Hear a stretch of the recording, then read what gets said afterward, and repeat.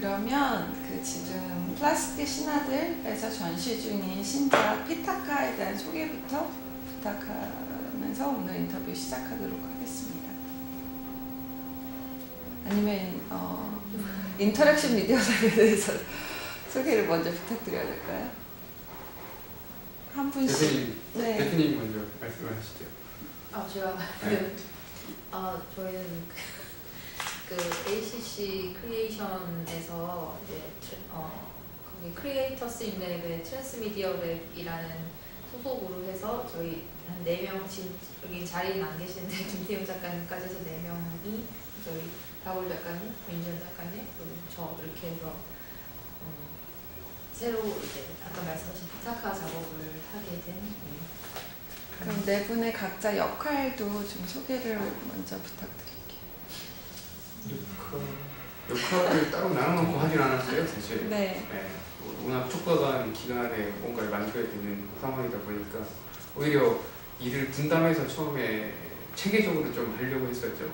뭐 언제나 늘 그렇듯이 처음 계획한 대로 잘 맞아 떨어지기가 참 힘든 작업이다 보니까 뭐 누구라고 할 거 없이 그냥 맡은 바 말고도 이제 뭐 여러 가지 대처나 이런 것들을 서로 같이 그냥 그때그때 즉흥적으로 빨리 했어야 되는 아주 그럼 유기적인 조직 구조를 가지고 일부러 그렇게 최대한의 좋게 말하면 효율을 그렇죠. 높이기 위한 단기간에 좋게 얘기하면 그런데 참 나쁘게 보면 우왕좌왕 그건 농담이고요.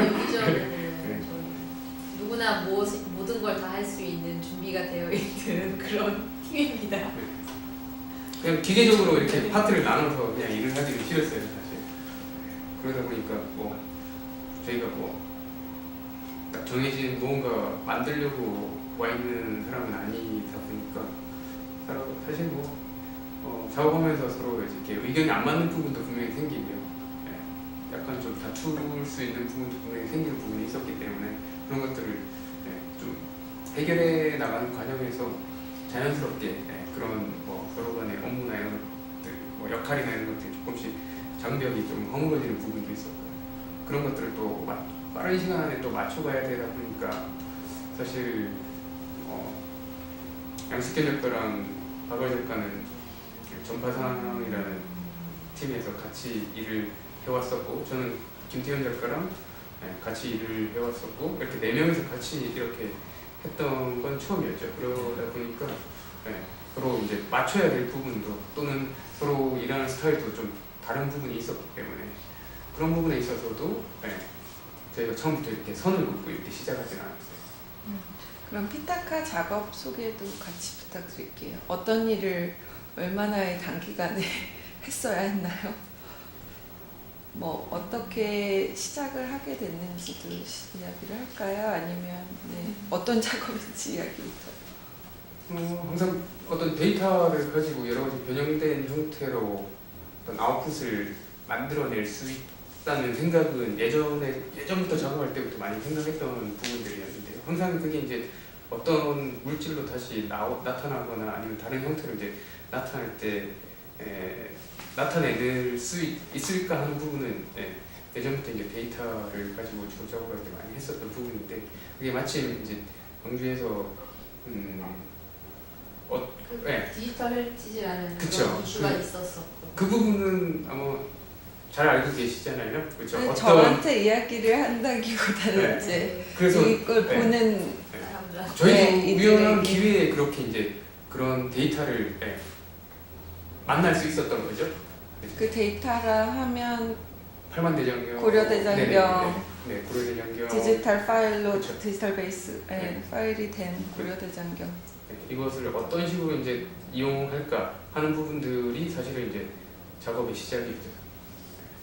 그러다 보니 뭐 여러 가지 방안들 또는 앞으로 이게 어떤 식으로 발전했으면 좋을지에 대한 생각까지 있었는데 일단 그 기간 안에 저희가 일단 사진으로 되어 있는 그냥 레스토라이즈드 되어 있는 파일만 이미지 파일만 가지고 JPG 파일이었어요. JPG 파일만 가지고 또 다른 아웃풋을 만들어내기 위한 데이터로서 변형하기 위해서 일단은 1차적으로 변형해야 됐었던 게 이제 그 활자들의 패스를 따서 그 패스를 가지고 활용해서 어떤 작업을 하는 게 사실 1차적인 과정이었거든요. 그 2차, 3차 과정도 뭐 여러 가지 생각 안 해본 건 아니었지만 가장 기간이 짧은 그 기간 안에 그것들을 이제 1차 데이터로 또 다른 데이터로 가공할 수 있었던 게 이게 그냥 쉬우면서도 일단 저희가 가공을 했어야 되는 부분이었어요.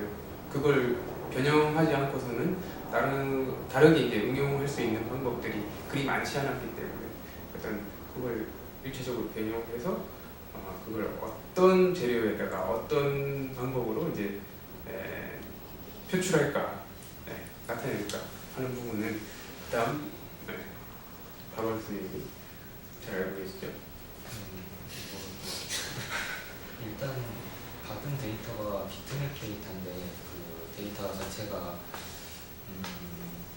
뭐 고려대장경 연구소에서는 디지털화된 데이터라고 얘기를 하는데 그거를 사용해서 저희가 뭐 가공을 하거나 그럴 수는 없었어요. 그래서 그거를 이제 벡터화 시키고 이제 그 벡터화된 데이터를 가지고 이제 이거를 어떤 식으로 대장경을 새길 거냐 이렇게 좀 뭐 계속 논의가 있었는데 결국에는 뭐 로보담을 사용하는 방법이 좀 선택이 됐고 그래서 사실 저희도 로보담을 처음 사용하는 거고 이제부터 관심은 다 있었지만 그래서 그 로보담이 사용할 수 있는 데이터를 이제 또 변환돼야 되는 상황이었어요. 그래서 그 벡터화된 데이터를 가지고 이제 3차원 이제 가공을 할 수 있는 데이터로 만드는 과정이 또 필요했고 그래서 로보담에 이제 인식할 수 있는 데이터로 변환하는 과정이 조금 오래 걸리기도 했고 그래서 그 데이터를 이용해서 이제 좀 상의를 한 결과 이제 아크릴에 좀 새기기로 결정을 좀 했죠. 그럼 현재까지 몇 장을 새겼나요? 그 이슈가 좀 있어서 네. 수량 부분은 좀 저희가 넘어가야 되는 네. 아직 그러니까 그게 저희 계약 문제가 있고 이래가지고 뭐 장수는 지금 사실은 공개를 안 하는 근데 그러면 그 이제 로봇 팔이 새길 때 그 바늘을 바꾸는 과정들 네 개인가요? 세 개. 세 개. 예, 그 이야기도 좀 구체적인 것들을 그 피타카라고 본명이 지어진 이 로봇 팔이 어떤 일을 하는지를 좀 이야기를 해주시면 좋을 것 같아요. 일단 피타카는 이제 앞에서 다 말씀을 하셨지만 일단은 기본적으로 그 문화전당이 가지고 있는 디지털 헤리티지라는 컨셉과 저희가 이제 그 안에서 이제 무엇을 같이 할 수 있을 것인가에 대해서 이야기를 할 때 고려대장경 연구소에 대한 이야기를 들었어요. 그리고 거기에서 이제 작업을 하시는 종민 스님이라는 이제 고승분을 이제 만나서 그분이 하고 있는 어떤 그런 일련의 과정이 결과적으로는 그러니까 사람이 디지털라이징 하는 것과 그리고 아니면 어떤 미디어가 하나의 이제 사람이 돼서 이제 디지털라이징을 하는 것과 이런 부분에 좀 이슈를 가지고 시작을 해서 저희가 사실 그게 이제 저희 컨셉에도 나와 있는 부분이긴 하지만 구독자로서의 그 어떤 행위 부분에 좀 주목을 하는 게 있어서 방금 말씀하신 대로 걔가 이제 여러 가지 이제 과정을 거쳐서 그런 축을 바꿔서 그 디지털라이징 하는 그런 과정을 하고는 있지만 그 부분도 사실 어떤 중요한 부분이긴 하지만 그러니까 그 로봇팔 자체가 갖고 있는 그 행동에 저희 좀 포커스를 많이 지금 두고 있어요. 그러니까 약간 질문이랑 약간 별개로 그 부분에 대한 설명이 없이 그 로봇팔이 그냥 단순하게 그런 축을 바꾸고 그 부분을 설명을 하는 거는 좀 아직은 그 부분이 설명이 안 돼서 좀 설명을 해줘야 될 것 같아가지고 한국어 이제 항상 설명해 주실 거예요.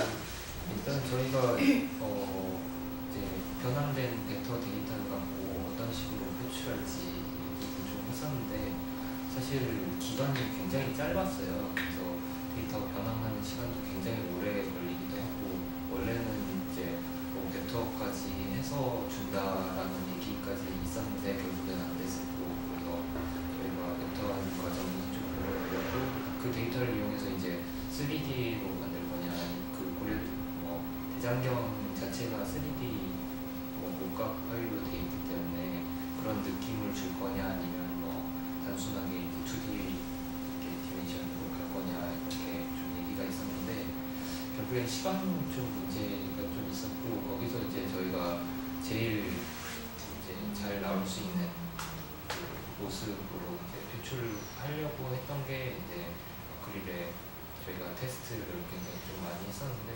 그래서 어쨌든 3D 축을 바꿔가지고 이렇게 아예 뭐 한조식으로 만드는 건 좀 불가능했기 때문에 거리 문제도 있고 그래서 그거는 2D로 가기로 했고 그 벡터 데이터를 이제 가공을 해야 되는데 그 어떤 가공하는 부분의 드릴 끝 부분이 굉장히 크면은 이제 디테일이 안 나오고 얇으면은 디테일이 좀 나오는 대신에 좀 오래 걸리는 경향이 있어서 그거를 이제 프로그램에서 어느 정도 이제 빠른 시간 안에 최대의 효과를 얻을 수 있는 방법을 테스트한 결과로 이제 3개의 드릴을 써가지고 가공하는 방법을 좀 채택했고 원래는 뭐 여러 개를 써도 상관없는데 저희는 3개 정도로 가공하는 방법을 택했어요. 그래서 처음에는 뭐 한 6mm 드릴로 이제 간단하게 이렇게 외형적인 걸 파낸 다음에 그다음에 0.4mm로 이제 다시 좀 하고 다시 뭐 0.2mm 세밀하게 이제 글자를 파내는 과정 계속 진행이 되고 있고요. 그래서 지금 총 64개의 플라스틱 패널이 작업이 같이 동시에 일어나고 있는 경우죠. 그러면 그 64개의 텍스트를 고르게 된 뭐 특별한 이유가 있나요? 그 고려대장경이 이제 8만 장인데 그게 양면이면 16만 장이잖아요. 고려대장경 연구소에서 처음에 추천해 주신 거 아니에요? 네, 추천해 주셨어요. 처음에. 저희가 뭐 그런 이게 어쨌건 범어고 사실은 뭐 내용을 저희가 확인을 할 수 있는 부분은 아니라서 그런 부분들 이제 고려대장경 연구소에 보증을 거쳐서 저희가 데이터를 그냥 받은 상태예요. 사실 초기에 저희도 나름 공부를 좀 하려고 자료를 많이 찾아봤어요. 근데 이제 자료 자체가 굉장히 방대하고. 네, 그렇죠. 아주 막 그 심오한 내용이 또 네. 담겨 있고요. 그것을 저희가 이제 자의적으로 해석할 수 없는 부분도 많았죠. 그걸 이제 그 대표성을 가지는 64개의 판을 출연한다는 것 자체도 사실 부담스러운 일이었어요. 그래서 이제 대장경 연구소에 선정한 좀 64개 우선적으로 선정했을 때는 아무튼 네. 이렇게 주시더라고요. 근데 이제 처음에 그 판을 깎을 때도 사실은 단순한 복제 개념으로 갈 건지 아니면 또 다른 데이터를 어차피 변형해서 쓰면서 새로운 어떤 21세기 대장경이라는 게 처음에 타이틀이 붙어 있었죠. 그래서 그 21세기 대장경을 어떻게 이제 표현할 거냐는 부분을 사실은 고민을 많이 했었던 부분인데요. 시간이 촉박하다 보니까 그 데이터를 일단 컨버팅을 하고 일단은 거의 닮은 걸로 지금은 만들어가고 있는데 첫 번째 버전이다 보니까 최대한 그것을 디지털 파일로 전 변환해서 그걸 어떻게 이용할지에 대한 일단 처음 했던 저희 나름대로의 연구 같아요. 근데 뭐 이게 이제 2차, 3차 또 다른 어떤 변형해서 쓸 수 있는 어떤 계기나 뭐 기회가 된다면 뭐 또 다른 어떤 형태로 또 나올 수 있지 않을까 뭐 생각을 하고 있습니다. 그럼 아까 양숙현 작가님 이야기 잠깐 했었는데 그 행위 자체에 오히려 중점을 관심을 뒀다고 그 피타카가 새기는 그 행위 자체 어떻게 보면 퍼포먼스 아트 또 로보트가 하는 그 이야기를 조금 더 해주시면 좋을 것 같아요. 그래서 저희가 일단은 그 로봇팔을 이용을 해서 디지털라이징, 그러니까 단순하게 얘기하면 아크릴에 무언가를 그 대장경 내용을 깎는 이 내용 자체는 사실 그 결과물로 보면은 이게 그냥 그럼 단순하게 디지털 복제인가라든가 이런 이슈가 발생을 할 수가 있다고 생각을 해요. 아주 그냥 일반적인 측면에서 바라본다면. 근데 저희는 이제 그런 부분보다는 이 대장경이라는 이제 그러니까 유물 그냥 거의 숨어 있는 유물이죠. 사실 사람들에게는 그 상징적인 의미가 강한 거지 그걸 실제로 본 적도 없고 그런 부분도 있었는데 그런 작품을 아주 전시적인 상황에서 보여주는 것과 동시에 그것을 만들어내는 어떤 기계에 대한 그러니까 기계인데 사실은 이게 과연 기계인가라든가 그리고 뭐 아까 이렇게 판 개수에 대한 이야기를 하셨는데 사실 실제로 고려대장경 그 판을 보면 엄청난 그 예술품이자 과학의 산물인데 그런 것처럼 이제 로봇 역시도 그 로봇이지만 우리가 기계라는 걸 매우 쉽게 생각을 할 수는 있지만 그것 자체가 그 판을 하나하나 깎는 행위가 아까 이야기했듯이 황삭이라든가 중삭, 정삭에 걸쳐 3번의 단계를 거쳐서 하루 종일 깎아내도 그 만들어지는 판의 개수라는 게 있어요. 그러니까 이게 과연 우리가 기계라는 게 우리에게 효율을 주고는 있지만 이게 실제로는 인간과 똑같이 움직인다라는 측면에서 이 로봇팔 자체가 사실 어느 정도 구도자의 길을 걷고 있지 않나라는 뭐 이런 측면도 저희가 좀 작업을 하면서 생각을 하게 됐어요. 아까 말씀드렸다시피 새로운 대장경 판 사실 머릿속에 학교 다니면서도 공부는 했지만 실제 본 적은 한 번도 없어요. 원판을 본 적은. 실제 아마 액세스가 안 될 그쵸. 예. 네. 문화재 보호 차원에서 그래서 아마 우리나라 뭐 대부분의 사람들이 그 이미지가 사실 머릿속에 어떤 상상의 이미지로만 가지고 있다고 생각해요.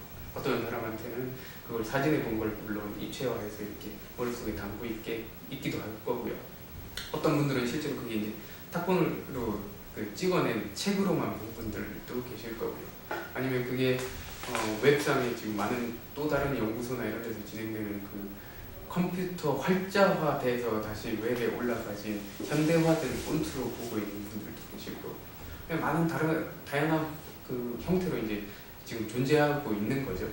그런 존재하는 여러 가지 그 형태들 중에 저희가 만든 건 또 다른 하나의 버전이라고 보시면 될 것 같아요. 근데 이제 첫 번째 버전으로서 아까도 말씀드렸지만 이제 가장 일단은 단계 만드는 과정을 가져가고 싶었고요. 왜냐하면 이제 저희도 실제로 본 적은 없었기 때문에 그런 두께감이나 크기나 스케일을 가장 비슷하게 가려고 했으나 스케일은 좀 커졌어요. 그렇죠? 한 전체 크기는 사이즈는 좀 커졌고요. 깊이는 조금 얕아졌고요. 그래서 그런 변화는 있었지만 그 인그레이빙 되는 과정을 보시면 저희가 이제 그죠 실제로 그 양각으로 색이기 때문에 바깥쪽으로 이렇게 파가는데 황삭을 하고 있는 과정을 관객분들이 보시는 반응을 보면 그 황삭이 글씨인지 글씨인 줄 알고 계시는 분들이 계세요. 그러니까 말 그대로 음각으로 하고 있는 것이죠. 근데 결국은 그것들이 다 깎여 나가면 이제 그 남는 부분만 글씨가 되는 거죠. 그래서 그런 어떤 과정도 사실은 어떤 그 양수경 작가님 말씀하신 것처럼 퍼포먼스에 이제 포함됐던 부분들이고요. 그래서 그런 구도자라고 제가 표현을 하긴 했지만 사실 그 일종의 예술가, 구도자와 예술가가 사실 상당히 일맥상통하는 부분이 있기 때문에 그 로봇팔이 거기서 이제 퍼포먼스를 하는 행위 자체, 이 퍼포먼스의 결과물 역시 존재하기 때문에 그 자체가 사실 어떤 예술가의 행위와 매우 유사한 지점이 있어서 사실 이게 단순하게 그냥 로봇이 깎는다라는 개념만 바라보는 게 아니라 이게 어떤 일련의 생산물을 만들고 그리고 그것이 갖고 있는 계속적인 노동의 행위 이런 것들이 다 사실은 예술가라는 그 직업과 매우 유사한 부분이 있어서 그런 부분까지 사실 연결을 저희는 해서 생각을 하고 있습니다. 그리고 깎고 남은 어떤 내용물들이 이렇게 쌓이는 과정은 굉장히 그동안의 이제 노력의 산물 같이 이렇게 펼쳐지는 게 그거를 원래는 저희가 없앨까도 매일 청소해야 되나? 이거 어떻게 해야 되나? 청소기로 네. 정적이 때문에 청소를 해야 되는 근데 쌓이는 모습을 보니까 굉장히 저희가 하려는 어떤 의도와도 굉장히 일맥상통하고 그리고 형태 자체나 뭐 그런 자체가 괜찮아서 그대로 이제 유지를 시키는 거. 나름대로 어떻게 보면 그 예전에 처음 초판을 이렇게 깎던 분들, 그 많은 분들이 그런 과정을 여기다 옮겨놓고 싶었는데 사실 사람 지금 그런 일을 하기에는 그렇게 인내심이 강한 현대인들이 많이 없을 것 같고요. 그런 사람을 고용하기 힘든 것 같고 우리가 하기에도 아직 정신적인 수양이 부족해서 로봇으로 그래서 그 셀 하나가 사실은 완벽하게 그 예술가의 방이 됐다라고 생각을 할 수도 있을 것 같아요. 이게 구도자의 방이자 퍼포머의 방이자 예술가의 방이자 어떤 예술가의 작업장과 같은 공간이 됐다고 생각을 해요. 그런 어떤 근데 잔재들이 나눔으로써. 전시하는 기간 동안 제가 한 번씩 올라가서 볼 때 보면 정말 외롭고 짠해 보여요. 예술가죠. 근데 쟤는 뭐 로봇인데 뭐 어때라고 이제 처음에 생각을 했는데 혼자서 이렇게 하염없이 그냥 누구도 말 걸어주는 사람도 없는데 이렇게 뭔가 이렇게 깎고 있는 걸 보니까 좀 불쌍해 보이기도 하고요. 근데 최근에 그 알파고와 함께 이제 AI들에 대한 관심이 급증하고 있잖아요. 그러면서 신문에 이제 기사 나온 것들이 뭐 미래에 살아남을 인류를 위한 직업, 뭐 거기에 예술가가 거의 포함이 되어 있는데 오히려 지금 이 작업은 예술조차도 이제 로봇에 의해 대체될 수 있는 그러니까 그렇게 보시는 건가요? 한번 무슨 토론회 같은 데서 그런 얘기를 한번 한 적이 있어요. 인공지능에 대해서 얘기를 하다가 한 과학자분께서 미래의 직업이 남을 수 있는 게 예술가나 이런 직업들이 있지 않을까 그분께 질문을 드렸더니 그럼 미래의 그 당신의 딸 또는 아들은 어떤 직업을 하고 있을까요? 그랬더니 그분께서 하실 말씀이 예술가가 가장 좋지 않을까요? 라는 대답을 듣는 순간 저는 울컥 심리가 올라왔어요. 왜냐면 사실 그러면 그런 힘든 일이나 어려운 일들은 다 기계들이 다 대체해주고 그럼 예술가가 하는 일들은 굉장히 고차원적이라는 말씀으로 그분은 하신 얘기겠지만 다 하고 남아서 그냥 취미 활동이나 하면서 편하게 할 수 있는 일이 예술가라고 잘못 또 들릴 수도 있는 부분이 있겠더라고요. 사실은 저희도 뭐 이런 직업을 하면서 굉장히 치열하게 살고 있잖아요. 그렇죠? 그래서 어떤 직업군의 측면이라기보다는 사실은 그럼 예술가가 뭐 알파고나 뭐 아니면 작곡을 하는 혹은 지금 AI가 그림을 그래서 뭐 900만 원에 팔렸다 뭐 이런 이야기도 있지만 사실은 그런 부분보다는 사실은 예술가가 갖고 있는 창의성에서 나오는 어떤 돌연변이적인 생각, 어떤 전혀 변칙적인 생각들, 그러니까 어떤 수치화되지 않을 수 있는 생각이라든가 이런 부분에 사실은 포커스가 가 있어서 그게 어떤 창의적인 영역이고 그게 이제 예술가와 일맥상통하니까 이제 그런 아마 직업군에 대한 이슈가 나온 것 같은데 사실은 뭐 그 예술가든 뭐 의사든 뭐 아니면 어떤 정밀 엔지니어링을 하는 사람이든 전혀 문제는 없는 것 같아요. 어떤 그런 전혀 예측할 수 없는 변칙적인 사고방식을 갖고 믹스를 하고 어떤 생각에 오픈되어 있는 그런 거라면 사실은 뭐든 가능하지 않을까 저는. 근데 저 또 하나 지금 인터넷 찾았는데 이 인터뷰도 전 굉장히 흥미롭게 봤었는데 제가 지금 요즘에 그 유발 하라리 사피엔스 읽고 있는데요. 그 인터뷰에서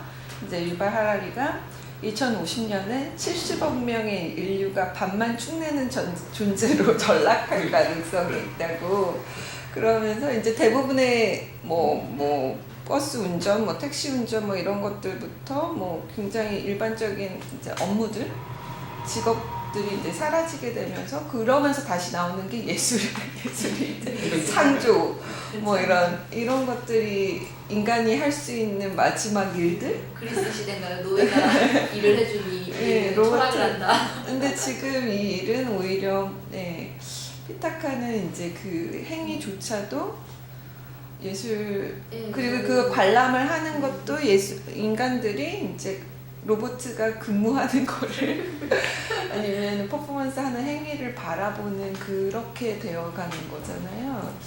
그래서 좀 아니면 예전에 뭐 그런 그 페인팅하는 기계들 뭐 그런 것들도 있었고 그것도 뭐 미술사에 나온 이야기 어떻게 생각하시는지. 근데 인간이 우리가 기계적인 측면으로 바라보는 그러니까 어떤 인간이 일을 대신 해주는 부분도 있지만 그러니까 AI를 바라보는 되게 다양한 측면들이 있잖아요. 뭐 네 가지 측면이 있다라고 하지만 그러니까 동일시를 할 수도 있을 것 같아요. 이 기계가 사람의 어떤 행위를 하고 있는 거고 사람이 우리가 저 행동을 했을 때 갖고 있는 노동력을 발휘했을 때 힘들어 한다라든가 아까 윤지원 작가님이 뭐 좀 짠하다라는 표현을 썼지만 뭐 그런 방식이기 때문에 그러니까 기계를 바라보는 사실 사람들의 관점은 좀 다양할 수밖에 없어서 꼭 그게 어느 그냥 우리의 일을 그냥 뺏고 우리는 걔네가 알아서 노동하고 우리는 창의적인 일을 하고 그러니까 그렇게 된다면 아마 노동의 개념도 사실 사라지겠죠. 그냥 기계가 하는 일 이런 식으로 되겠지만 아마 그런 복합적인 그 관점이 있기 때문에 아마 별로 그렇게 상관이 없지 않게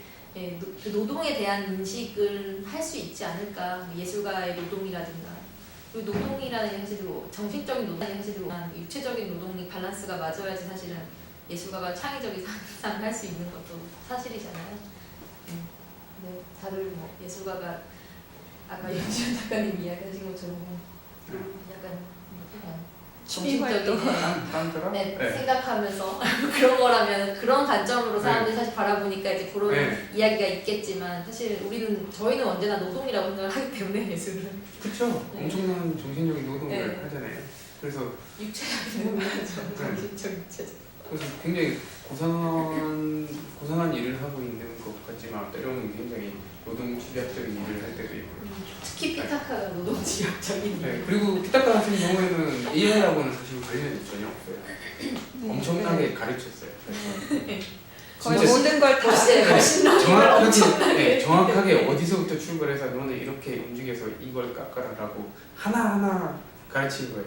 그래서 그 작업을 할 때 우리는 로봇은 우리가 알고 있던 어떤 로봇 자동으로 움직여주고 그쵸 만들지 않은 사람들은 그것을 보면 혼자서 움직이니까 뭔가를 하고 있구나 하겠지만 분명히 그 뭐 알파고나 이런 것들을 설계하고 만든 엔지니어들은 쟤네들이 그런 펑션을 하는 이유나 이런 것들에 대해서 분명히 인지를 하고 있을 거고요. 저희도 걔네 그 피타카에게 이렇게 움직여서 저걸 그려라 어떻게 보면 그걸 시뮬레이션까지 다 해본 상태였기 때문에 거기서 이제 얘가 오차가 생기거나 조금 미스가 생기면 왜 미스가 생겼는지 저희는 이제 그것들을 찾아서 보정을 한다거나 하죠. 일일이 가르쳐였기 때문에 그런 결과가 나오는 거고요. 혼자서 그런 일을 하지는 않았어요. 저희가 설치 중에 뭐 다른 작가분께서 피타카가 어떻게 설치되고 있을 때 뭐 얘기하는 거는 저희 이제 걸음마를 시작했어요 이런 식으로 아마 그런 이슈들은 사실 예를 들면 기술이라는 디지털이라든가 이런 정보에 대한 기술에 대한 무지에서 오는 그냥 일련의 그냥 포기와 같은 그런 거지 사실은 정보에 오픈이 되어 있고 기술에 대해서 안다면 알파고라든가 이런 게 얼마나 어마무지한 그 머신러닝과 그 어마어마한 테크놀로지가 들어갔기 때문에 그런 지각적인 어떤 그 가능성을 보여주는 거지 사실 모든 효율로 따졌을 때 모든 것에 다 기계를 쓴다고 좋은 건 또 아니기 때문에 그런 영역을 또 인간이 찾아야 되겠죠 아마.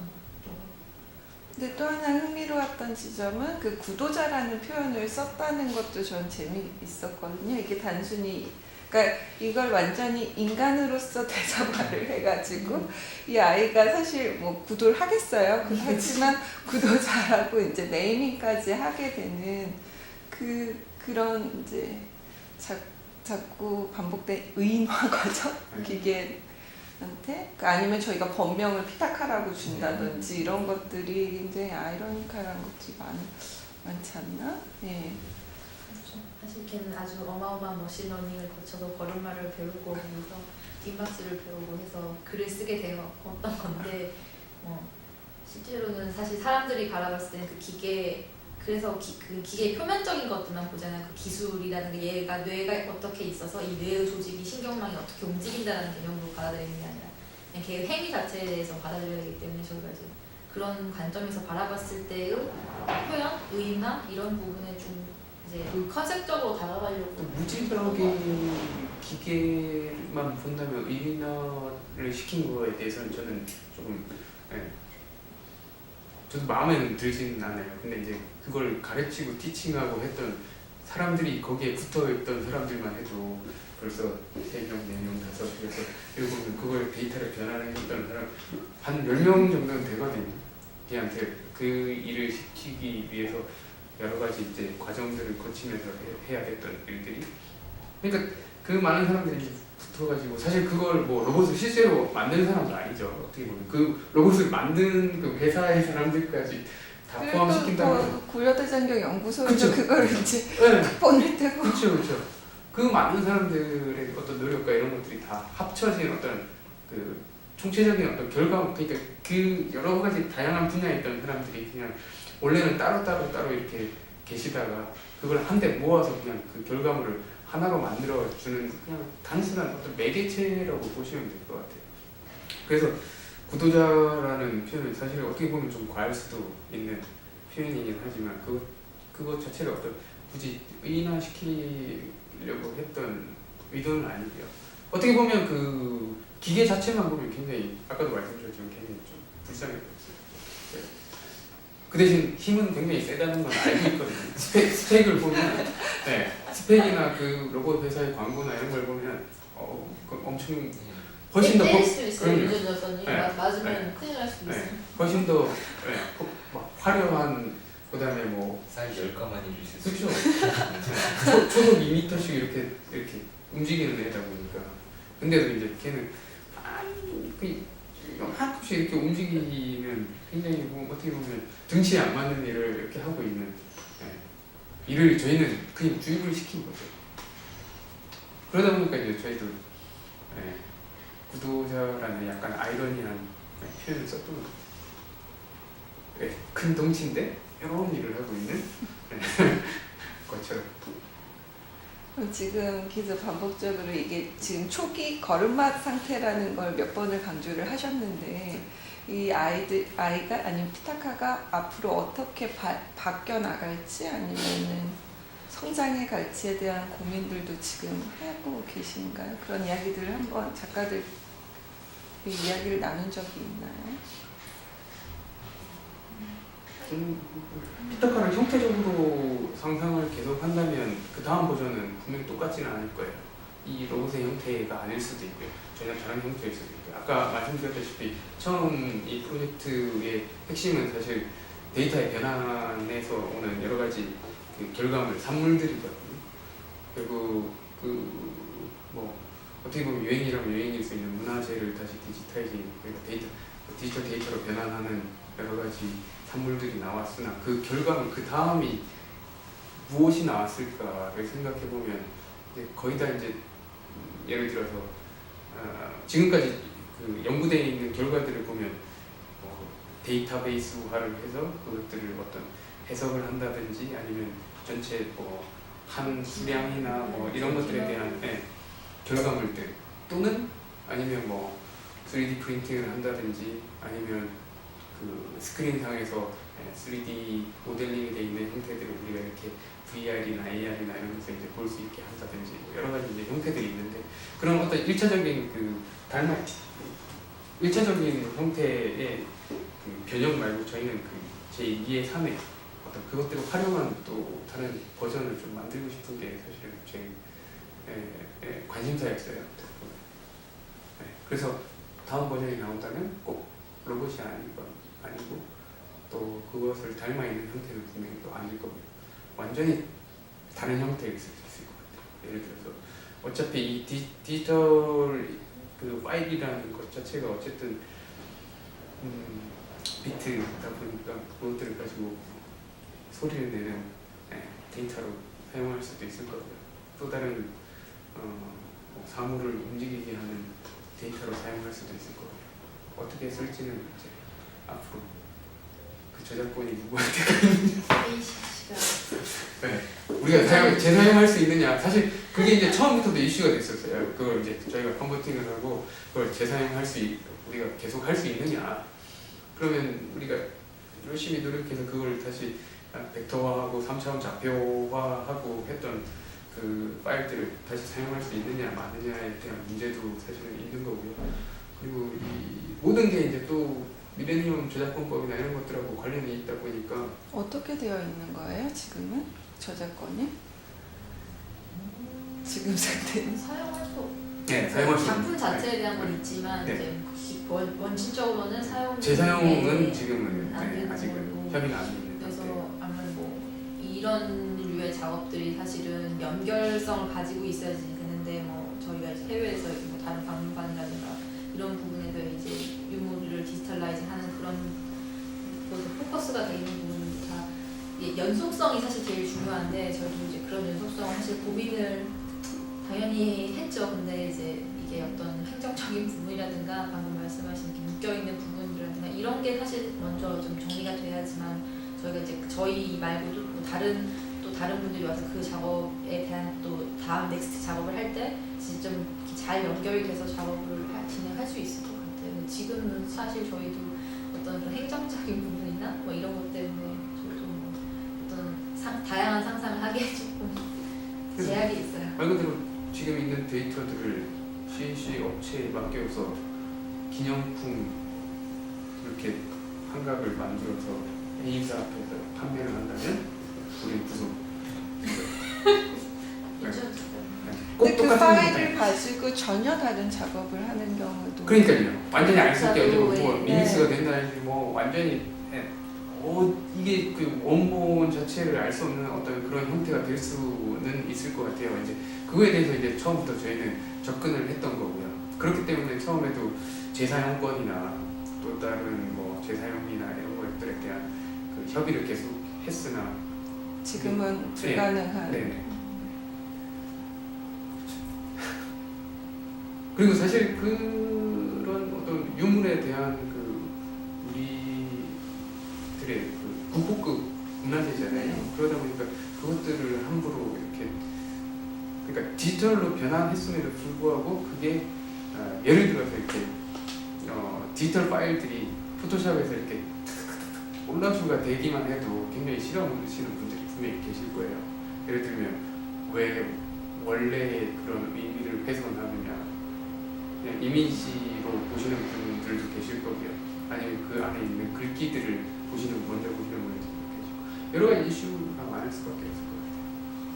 그래서 그런 것들을 앞으로 이제 이런 계기를 통해서 이런 것들을 이제 차츰 어떻게 또 작가분들이 이런 작품들을 어떻게 이제 해나갈 수 있을지에 대해서도 생각해 볼 수 있으면 좋겠고. 그 종림 스님 제가 인터뷰할 때 종림 스님이 처음에 이거를 이제 10년에 걸쳐서 디지털 파일화를 한 이유는 누구나 아무렇게나 사용하기 위해서였는데 지금 그걸 파일을 만들었더니 오히려 이제 디지털 저작권들이 굉장히 복잡해지면서 네 전혀 스님이 의도한 바와는 근데 저희도 이제 다른 인터뷰를 방향으로 하면서 흘러갈 느꼈던 수도 점이 그 디지털 그러니까 디지털 그 화를 하는데 그 인쇄본 자체도 뭐 외국에 있다든지 각자 소장하고 계시는 분들이 그걸 이제 선뜻 재사용권이나 이런 것들을 주시는 분도 있겠지만 안 주시는 분, 그러니까 그 한 번의 어떤 인쇄물을 위해서만 촬영을 허가하는 그런 경우도 있고, 그래서 그게 이제 좀 다양한 것 같더라고요. 그러다 보니까 거기서도 할 수 있는 것, 사용할 수 있는 것, 그다음에 사용할 수 없는 것이 다 다른 것 같아요. 데이터를 가진 사람들이 이제 공개를 하거나 뭐 이렇게 해야 되는데 사실 액세스 권한이 없다 보니까 이렇게 이용해서 할 기회는 없었는데 이번에 편의적인 특검문을 전 처음 봤어요. 되게 좋더라고요. 그런 자체 형태 자체가 이제 어떤 식으로 공개를 할지, 뭔가 어디까지 공개를 할지, 어디까지 이용할 수 있을지 이런 거에 대한 논의는 좀 필요할 것 같아요.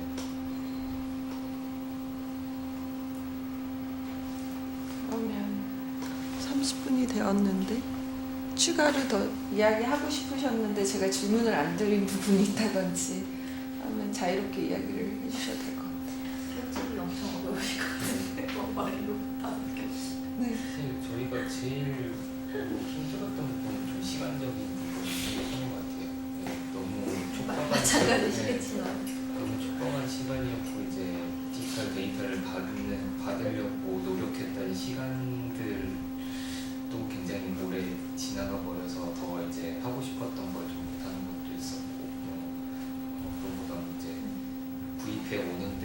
시간도 있으니까 그것도 조금 저희가 더 고려해서 이제 더 좋은 작품 하는데 사용할 수 있을 만한 그런 시간도 좀 부족했고 사실 뭐 프로젝트 머니도 뭐 한 달 전에 나와가지고 저희가 할 수 있는 시간도 좀 부족했던 것도 사실인 것 같아요. 나중에 이제 저희가 끝나면 어차피 로봇은 스티커를 띄고 이제 그냥 일반 로봇으로 돌아갈 거예요.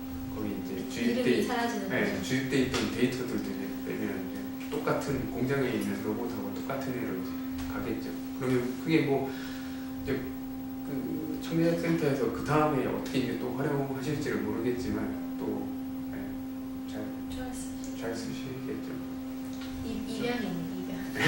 그러니까 또 다른 걸 뭔가 티칭을 하겠죠. 근데 그 로봇팔이 원래는 뭐를 하기 위해서 제작된 아이인가요? 어떤 산업- 용접? 그러니까 어떤 용접? 산업용 용접, 뭐 혹은 3D 카빙, 뭐 그 움직이는 거는 그냥 기본형이고 거기에 이제 어떤 축을 다느냐에 따라서 걔가 그 기능에 따라서 여러 가지 그러니까 펑션을 갖고 있어서 일단 다 저희가 원하는 사양대로 이제 온 거는 로봇 팔에다가 이제 그 드릴링 할 수 있는 이제 스핀들을 끼워가지고 뭐 여기다 이제 어떤 걸 끼우냐에 따라서 이제 레이저도 할 수 있고 뭐 용접도 할 수 있고 뭐 개의 손에 뭘 이렇게 쥐어주느냐에 쥐어주느냐에 따라서 뭐 사람을 해칠 수도 있고요. 네. 아니면 그냥 숟가락을 쥐어주면 그냥 밥을 떼먹여 줄 수도 있고요.